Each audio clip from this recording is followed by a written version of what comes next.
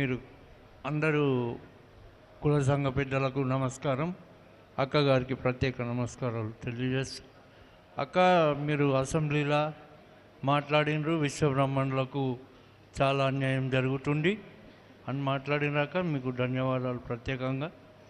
మేము మొత్తము ఇప్పుడు అన్నగారు చెప్పినట్టు అడగంటిపోయినాం, మాకు ఏం పని లేదక్క, మేము చాలా ఇబ్బందుల పాలవుతున్నాం. కార్పెంటర్లం ఎక్కడ కూడా పని లేదు.